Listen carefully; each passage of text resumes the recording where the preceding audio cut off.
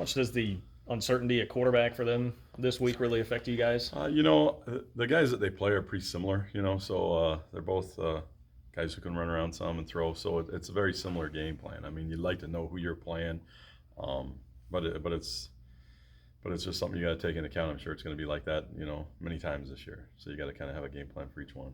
With a guy like Kylan Hill, obviously tackling really matters, but how do you simulate or work on that in practice? Yeah, I don't know. He's one that's hard now. I mean, he's a guy that runs really hard. He can jump cut, he can spin, he can stiff arm, he can do everything. So I know we all work tackling quite a bit in our, individual. It's something that we were working on from, the first game anyway, because we had some deficiencies there.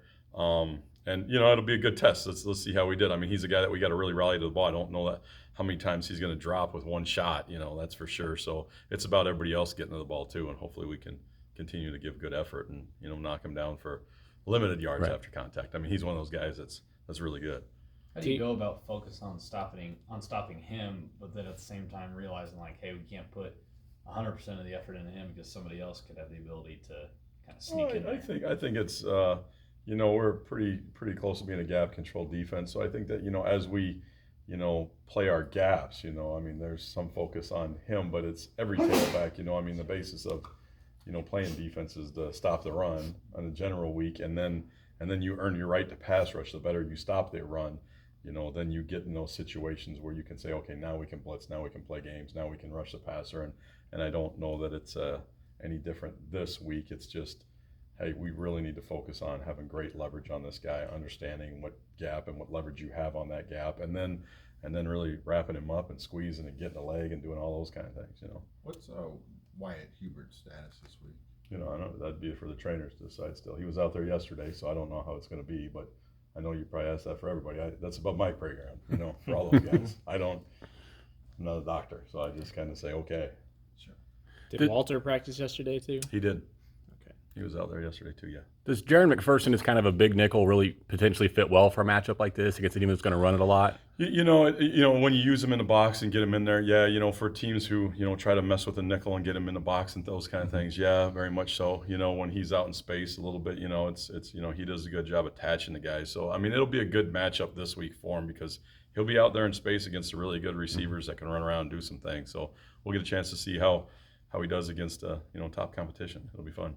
Is there any concern at all that things maybe became too easy for the defense in the first two games? Sure. I think that, I think that's one of those things that you say we gave up drives that we shouldn't have, and we gave up points we shouldn't have in the first game. I don't know that you can, question them. If they're getting off the field, you would say, hey, we're doing our jobs. If it's a team that's not as good as you would like to have played, or you're playing a team that you might be better than, then you would hope that they would do what they did. So, I don't know. Maybe a loaded question. I don't exactly know how to answer that. If you're playing, if I was playing against my kids at home, I know it's not the same as that, but if I was playing against my kids at home, I should be able to run through them. They're 6 and 8. But it's, so I don't know. That's a tough question. You can't fault guys for getting off the field. At the same time, you say, well, if we would have gave up a whole bunch of yards and had a bunch of adversity, then we would have said, well, what are you guys doing the other way too? So it's. Let me ask it this way then. Okay. Do you think you guys prepared with everything you've seen to go on the road and play Mississippi State? I think our preparation this week's been way better than it was last week. I would have questioned our focus last week at certain times in practice, and we've been way better this week preparing.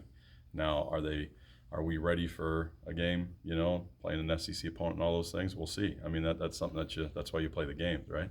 It'll be a deal that you say, okay, now, when it gets tight, I think that's as a team. How are we going to respond when, instead of being up by 50, because our offense is scoring every drive, you're not playing with any, with your booty being real tight, But if you're in a game that's, a tight game, how are we going to respond? I don't know. That'll be something to see. It'll be interesting.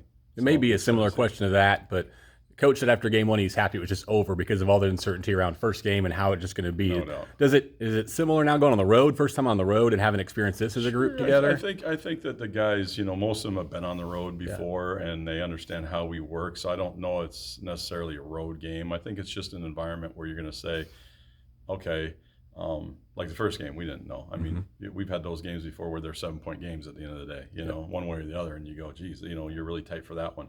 The second game, you're like, okay, hey, we should be able to beat these guys if we do it right. How mature are we going to be able to see, and if we show up on the game? You know, this is the first game that you would say, okay, now it's, you know, all those things together. You know, it's a really good opponent. Okay. I don't know. It's probably the first game we're underdogs, and I don't even know what the spread is or whatever. But you know, let's see how we play in that environment too. You know, and on the road, it's easier for the defense to play on the road than at home. It's quieter. You know, you can talk a little bit more. You can make adjustments. So that's easier. Whether you have Wyatt or not, Mississippi State's given up 5 sacks this season, which is tied for the most in the SEC. How important will the pass rush be on Saturday? I think pass rush is always important. If you can get the quarterback, you can create takeaways. I know we didn't get any picks last week, but it was a situation where pressure caused, you know, some of those balls that we, you know, had in our hands, and then we decided to throw on the ground, you know. But you know, you would like to say, hey, I mean, it's one of those deals that always pressure gets to quarterbacks. Always pressure is something that you can do. But again, it's about, hey, can we stop the run to put ourselves in those positions that get those opportunities to rush? And if we can do that, I think, you know, we continue to pressure the quarterback. It might not show up on a stat sheet, but you'd say, well, if the dude's throwing the ball to the safety, you know, we catch it, we're saying, hey, that's a great job. You guys are playing great defense in the back end. You're getting a lot of takeaways, but that's really caused by the pressure that maybe doesn't show up, you know. So we'd like to have more sacks. We'd always like to have, we'd like to have 40 right now. I think that'd be great, you know, because it helps our rushing numbers too, but it is what it is.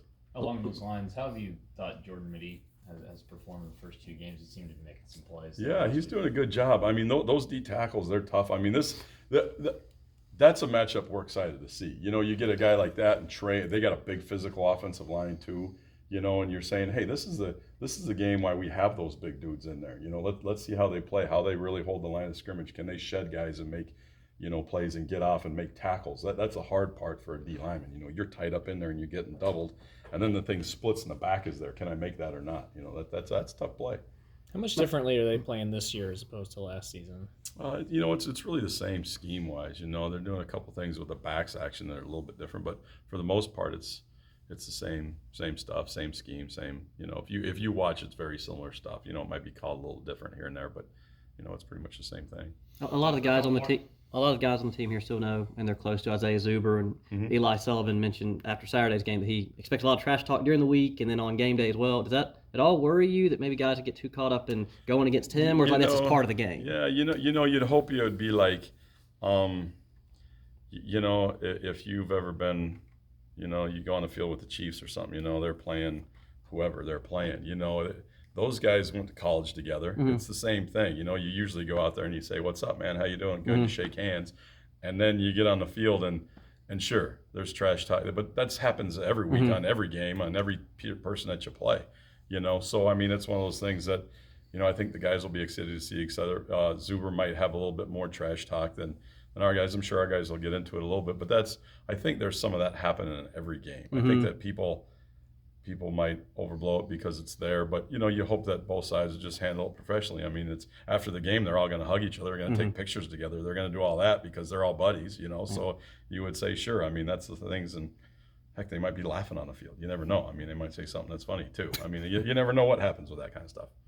No, you mentioned the guys have been really focused and fired up in practice this week. Is this the type of matchup that really gets your juices flowing more than normal? You know, like I said before, I'm kind of relieved when it's over every week. You know, if we get a win, it's more relief, and if we lose, then I take it, you know, really hard. I don't know. I think so far every game I've been nervous. I mean, this year I don't know a game. I can't remember one that I've been like, hey, it's, you know, it doesn't, you know, keep you nervous all the time. So I don't know. I think I'm kind of the same all the time, man. This is me. I'm kind of flatline. You know, I get upset a little bit easier maybe if that's.